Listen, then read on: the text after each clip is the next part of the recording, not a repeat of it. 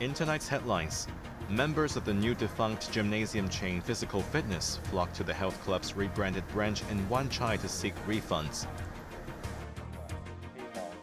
Sports Commissioner Sam Wong steps down just 1 year after assuming the position.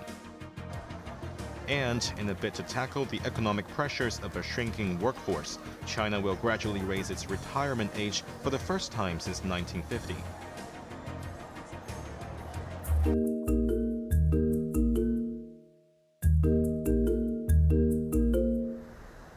After being hung in the air for an entire week, anxious members of the now-defunct Physical Fitness lined up outside the Wan Chai branch, which reopened yesterday under the new name Healthy, under different ownership, to renew their contracts or request refunds.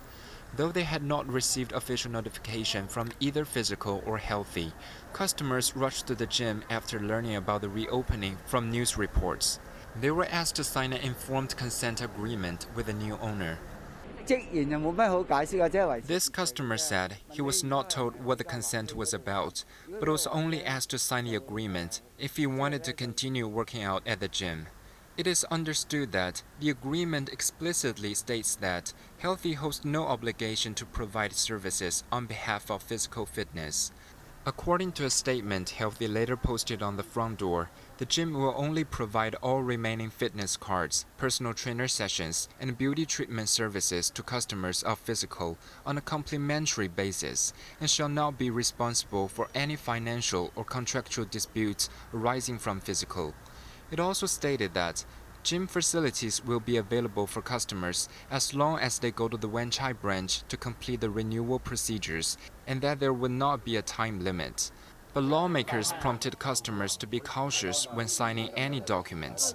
Dorian Kong, a lawyer and legislative counselor, told a radio program this morning that by signing such agreement, consumers will be bound to new terms with Healthy, and it may also affect their right to file civil claims in the future.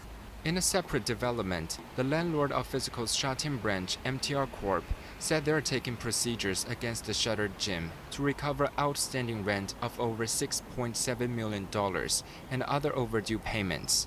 Quentin Yap, Cable News.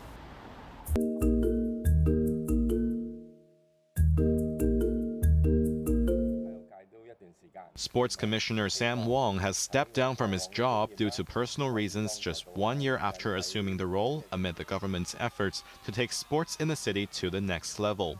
The Culture, Sports and Tourism Bureau has agreed to an early termination of Wong's 3-year term. Wong will officially leave his position next Friday. I believe his resignation is a personal decision and not related to sports policies, and we respect that, said Bureau Chief Kevin Yuan. In the meantime, the responsibilities of the Sports Commissioner will be handled by 2 principal assistant secretaries, while the administration actively searches for a successor.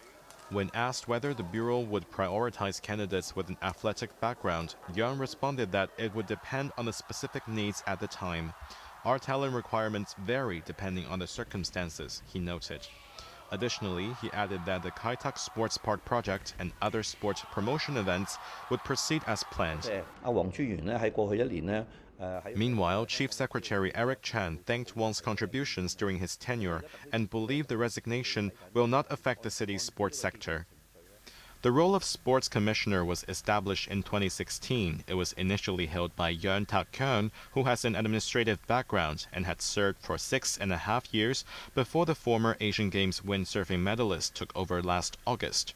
According to the requirements listed in the last recruitment posting, in addition to deep knowledge in the sector, the candidate should have at least 12 years of administrative experience in the sector and 6 years of management experience in large institutions. Jeremy Zhu, Cable News.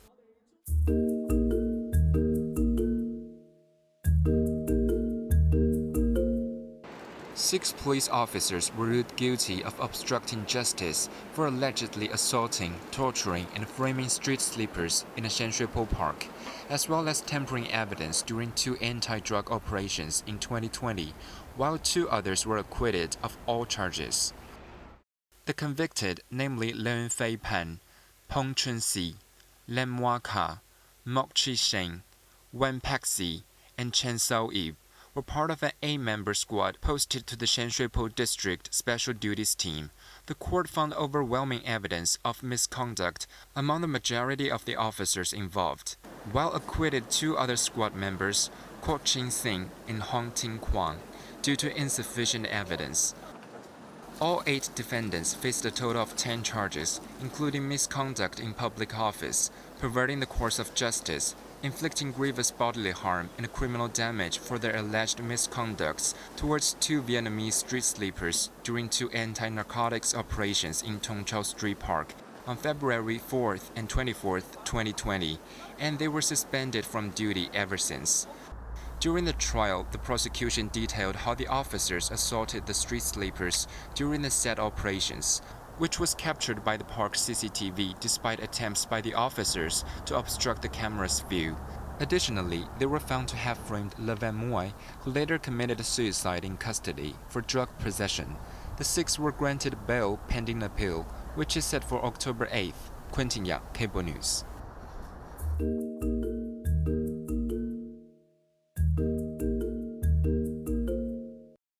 The Housing Authority laid out the details of the well-being design guide for public housing projects and assured that the new measures would not necessarily cause a surge in expenditure. The guide features 8 volumes focusing on key concepts such as vibrant health, green living, age-friendly housing, and community connectivity. It includes 55 strategies and around 170 design recommendations tailored for public housing. Notable suggestions involve establishing remote medical service stations and adjusting stair dimensions to accommodate elderly residents and those with mobility issues. Additionally, a strong emphasis was put on improving public spaces and expanding green areas to create a more inviting environment. Taking to the airwaves, Housing Secretary Winnie Ho assured the public that the design initiatives would not increase the original budget. She explained that many of the detail-oriented changes, such as chair height adjustments, are low cost yet can significantly enhance comfort. This is how we can reallocate resources within the original budget, she added.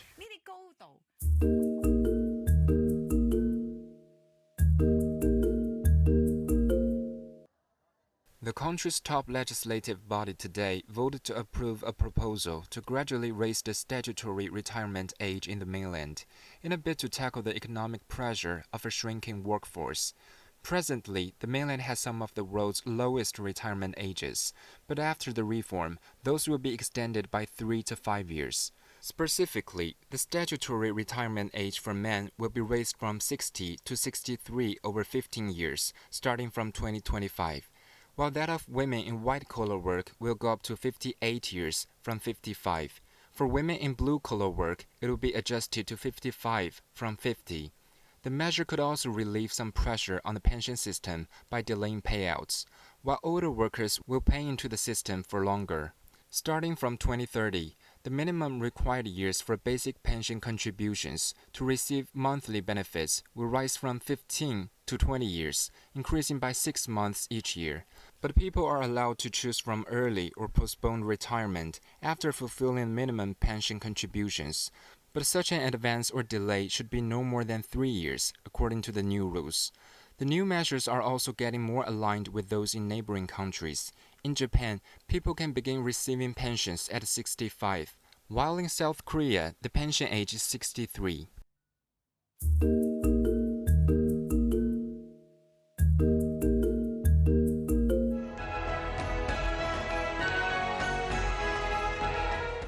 The Xiangshan Forum opened in Beijing today, with over 500 representatives from more than 90 countries gathering in the capital to discuss global security issues. Based on the theme Promoting Peace for a Shared Future, the annual 3-day event will cover a range of issues, including security in Europe and Asia Pacific, international rules, and the future of artificial intelligence.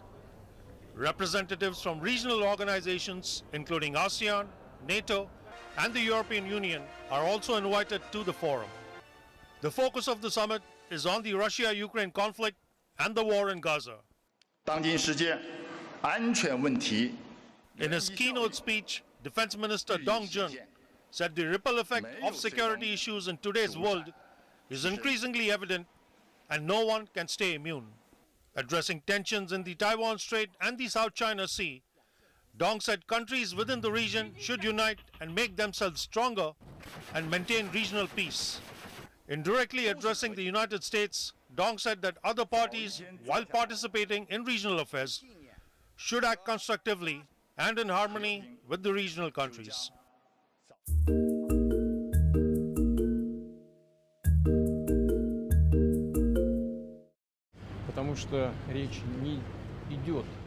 Russian President Vladimir Putin has highlighted the possible involvement of NATO member nations in his country's war with Ukraine.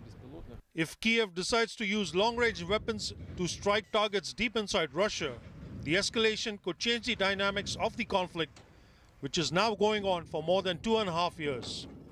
Long-range missiles need guidance systems which can only be controlled by using NATO satellites, Putin said. This would mean that Europe and the United States are directly involved in the conflict, and Moscow will take appropriate action based on the threats, Putin added. Last week, Russia is believed to have received a supply of ballistic missiles from Iran. And after a meeting with U.S. Secretary of State Antony Blinken and British Foreign Secretary David Lammy, Ukrainian President Volodymyr Zelensky is seeking permission from the West to use long-range weapons in the conflict.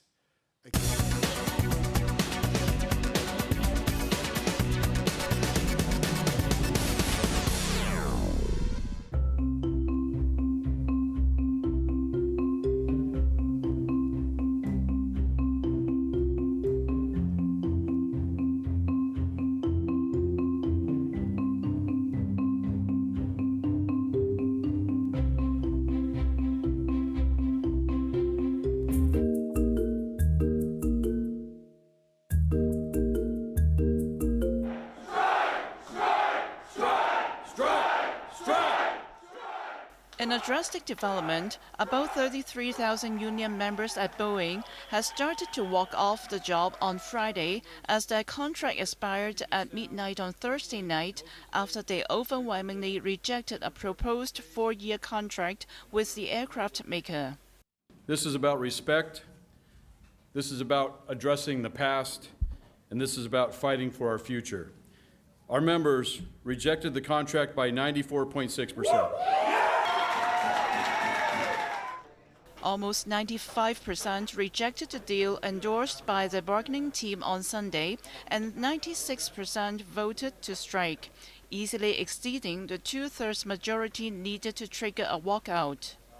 The strike, the first at the company in 16 years, will virtually stop commercial airplane production at one of America's biggest manufacturing giants and its largest exporter, dealing a potential blow to the world's biggest economy.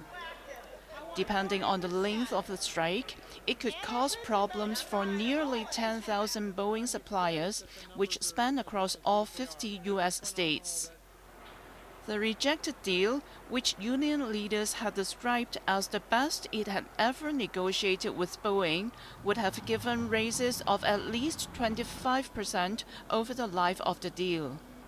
It also increased job security for union members because Boeing promised to build its next commercial jet, which has yet to be announced, at a unionized plant. Without a contract including that provision, Boeing may decide to build a jet at a non-union factory. Bess Leung, Cable News.